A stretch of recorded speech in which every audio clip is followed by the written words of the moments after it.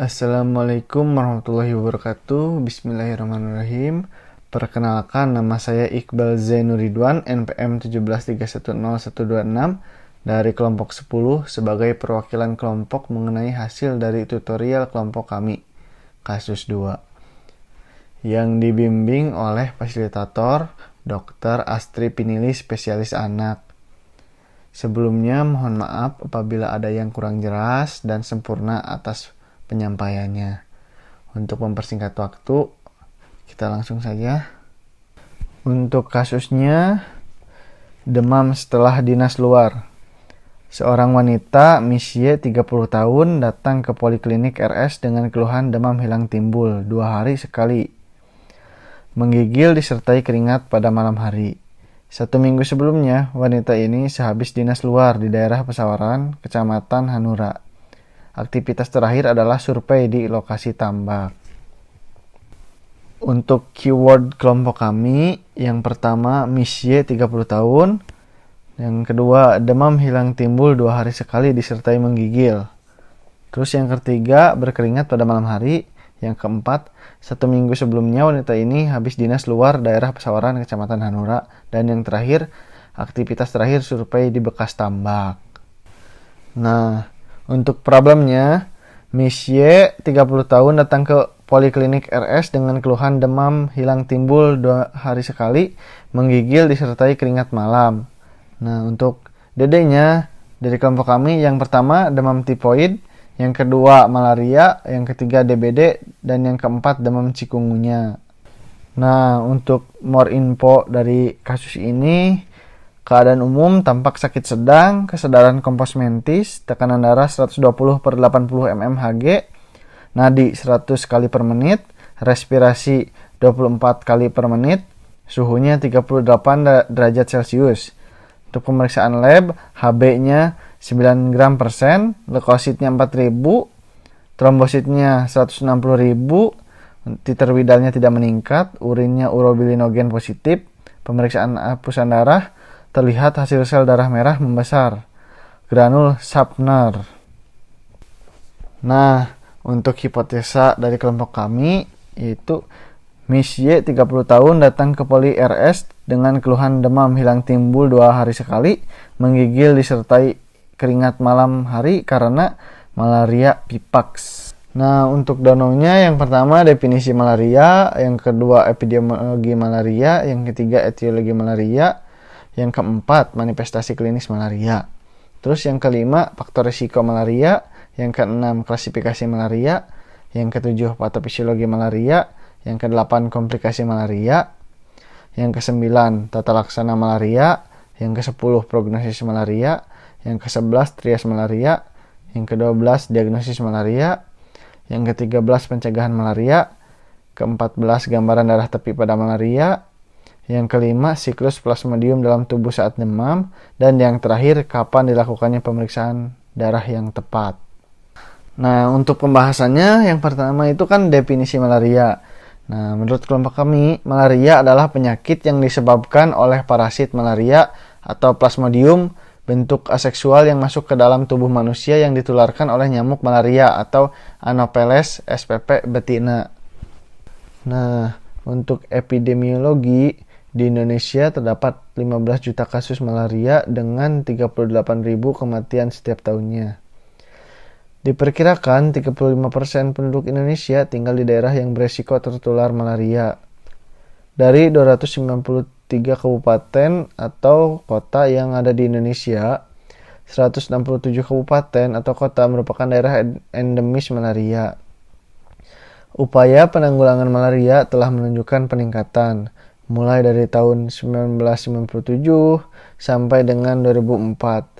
Sebagian besar daerah di Indonesia masih merupakan wilayah endemik malaria, antara lain Indonesia kawasan timur seperti Papua, Maluku, Nusa Tenggara, Sulawesi, dan Kalimantan. Nah, untuk etiologi malaria, organisme penyebab malaria adalah protozoa dari genus Plasmodium. Nah, yang pertama itu Plasmodium falciparum yang menyebabkan malaria tropika.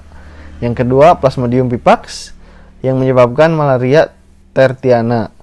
Yang ketiga Plasmodium malariae yang menyebabkan malariae. Dan yang terakhir, yang keempat, Plasmodium opale yang menyebabkan malaria opale. Nah, yang selanjutnya manifestasi klinis dan trias malaria. Nah, penderita dikatakan menderita malaria itu ditemukannya parasit malaria melalui pemeriksaan lab darah tepi atau Rapid Diagnostic Test yang disingkat RDT, dan disertai memiliki satu atau beberapa gejala, yaitu yang pertama stadium dingin atau menggigil, yang kedua stadium demam, yang ketiga stadium berkeringat, dan yang terakhir sakit kepala, mual, dan muntah.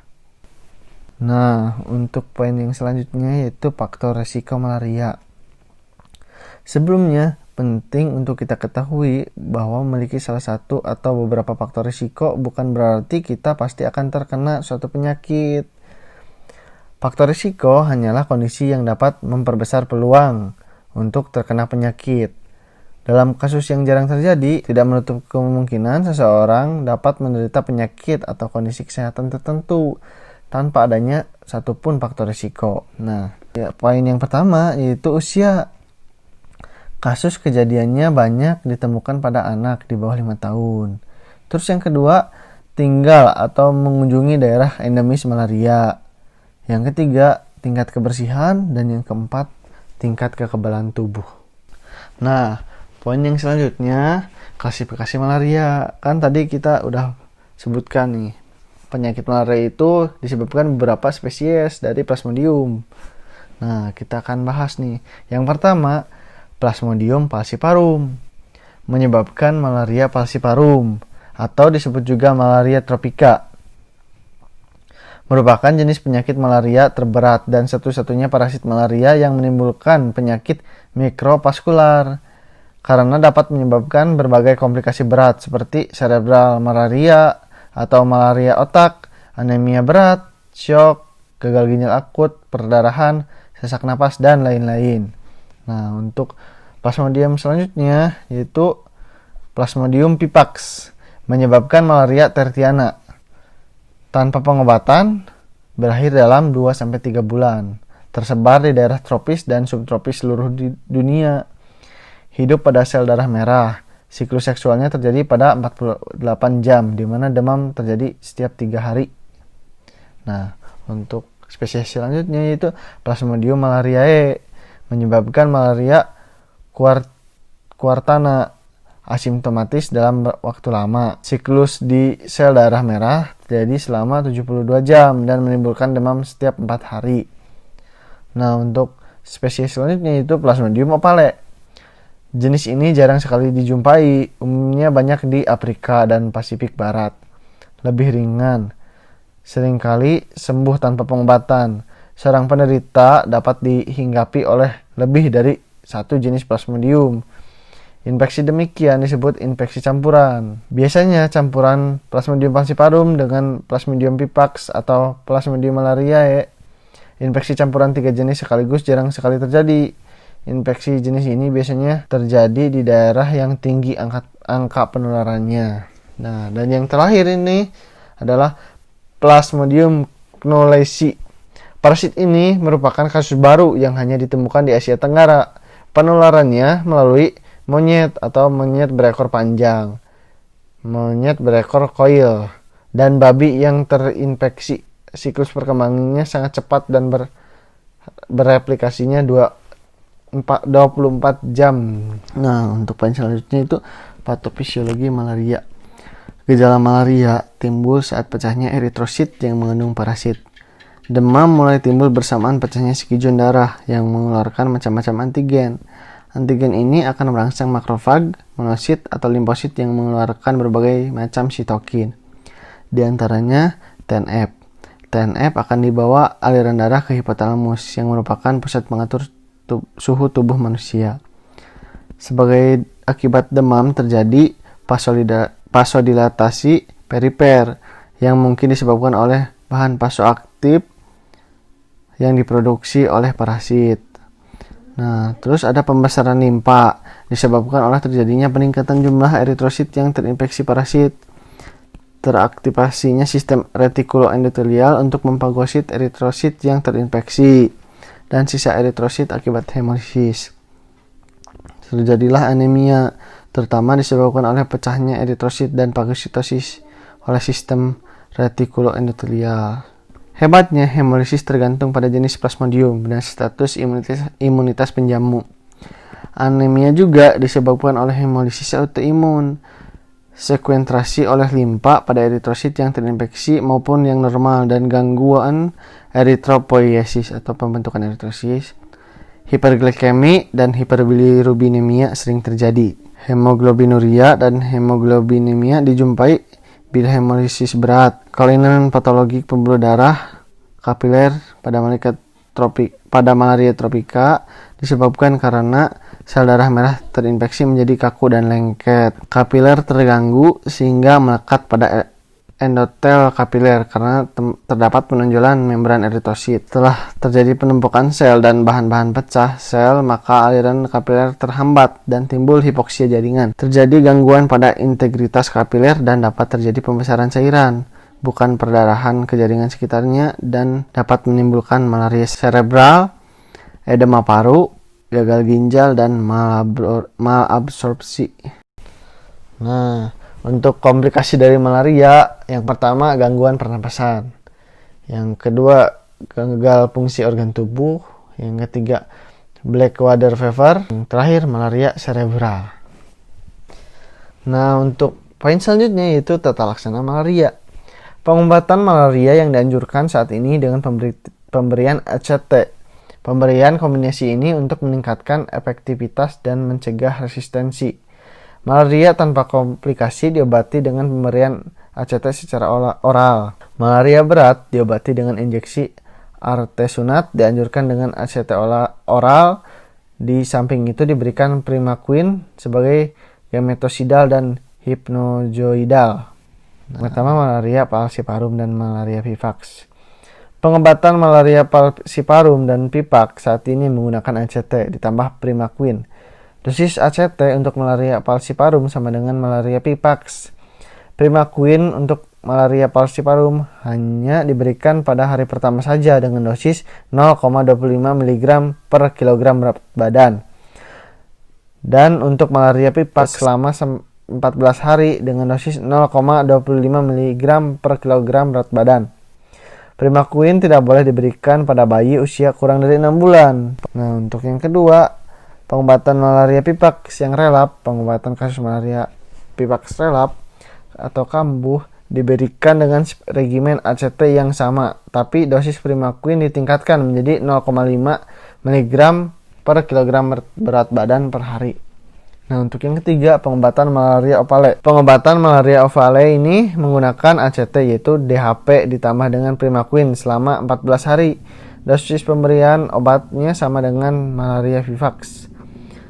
4. Pengobatan malariae.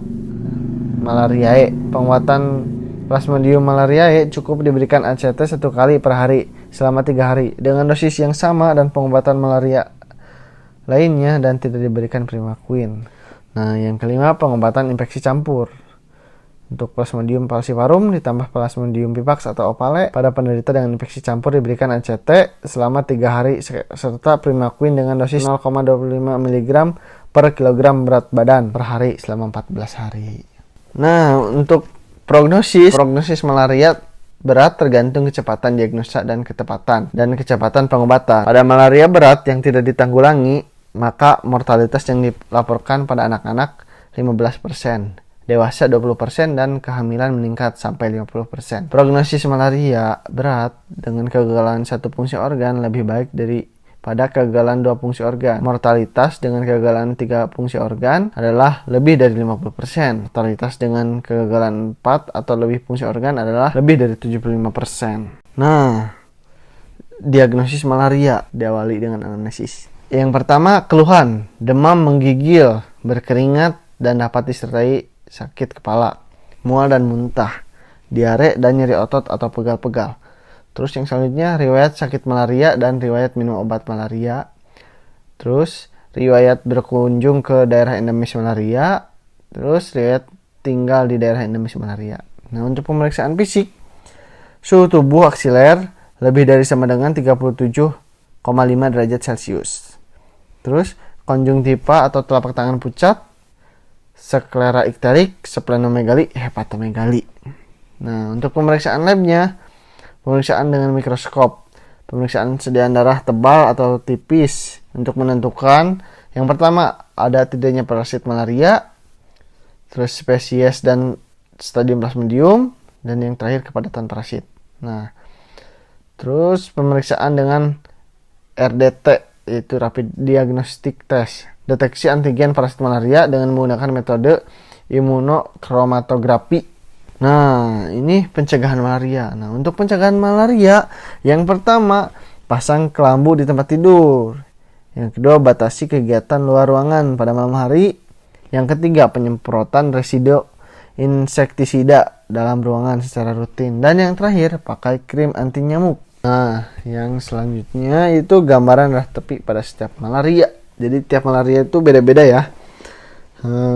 Sel darah merah yang terinfeksi parasit malaria ini terbagi menjadi dua. Ukuran sel darah merah normal sama sel darah merah terlihat membesar. Nah, untuk yang normal sendiri juga terbagi menjadi dua. Ada yang disebabkan Plasmodium falciparum dan Plasmodium malariae. Nah, untuk Plasmodium falciparum, kadang eritrosit dapat mengkerut dengan bagian tengah berwarna merah muda dan bagian tepinya lebih gelap. Dapat ditemukan titik-titik kasar pada sitoplasma atau titik Maurer. Nah, untuk Plasmodium malariae tidak ada perubahan pada dinding maupun warna. Tidak ada titik-titik Zeeman pada sitoplasma eritrosit kecuali dengan pewarnaan khusus. Nah, untuk sel darah merah yang terlihat membesar ini juga terbagi menjadi dua. Yang pertama Plasmodium pipax. Nah, perbesaran terlihat jelas, eritrosit berbentuk bulat atau lonjong. Ada titik-titik halus dan tersebar merata pada sitoplasma atau titik Sapner. Nah, untuk Plasmodium ovale sedikit terlihat membesar, kadang mengkerut dengan ujung yang berumbai atau opal. Ada titik-titik halus dan seperti titik-titik Sapner, tapi ini namanya titik James yang lebih jelas terlihat di sepanjang dinding sel. Nah, untuk poin selanjutnya itu siklus hidup Plasmodium. Melalui gigitan nyamuk Anopheles, sporozoid masuk aliran darah selama 1,5 sampai 2 jam. Kemudian menuju hepar untuk berkembang biak. Sporozoid ini dengan cepat menginvasi sel hepar, kemudian berkembang menjadi skijon eksoeritrositik atau di luar eritrosit. Masing-masing skijon eritrositik mengandung merozoid sampai 30.000. Sel hepar yang terinfeksi skijon mengalami ruptur dan melepaskan merozoid dewasa ke aliran darah. Nah, jadi si merozoid itu udah di aliran darah menginvasi eritrosit, berkembang menjadi ring form, kemudian trofozoid, dan akhirnya akan menjadi skijon. Eritrosit yang mengandung skijon mengalami ruptur dan melepaskan merozoid yang siap menginvasi eritrosit yang lainnya. Sebagian besar merozoid masuk kembali ke eritrosit dan sebagian kecil membentuk gametosit jantan dan betina yang siap untuk dihisap nyamuk Anopheles betina dan melanjutkan siklus hidupnya di dalam tubuh nyamuk. Siklus aseksual di eritrosit pada Plasmodium terjadi 48 jam. Nah, di dalam tubuh nyamuk Anopheles betina mengingesti eritrosit yang mengandung mikrogametosit dan makrogametosit dari penderita. Di dalam tubuh nyamuk terjadi perkawinan antara mikrogametosit dan makrogametosit, menghasilkan zigot. Perkawinan ini terjadi dalam lambung nyamuk. Zigot berkembang menjadi ookinet, kemudian ke dinding lambung nyamuk berkembang menjadi ookista. Setelah ookista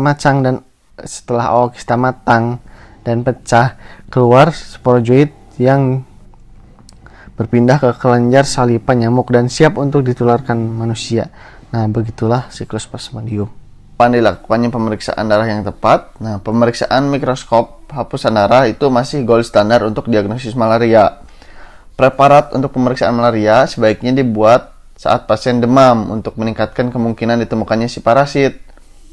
Sampel darah harus diambil sebelum obat anti malaria diberikan agar parasit bisa ditemukan jika pasien memang mengidap malaria. Ya, begitu. Terima kasih atas perhatiannya. Kurang lebihnya mohon maaf. Assalamualaikum warahmatullahi wabarakatuh.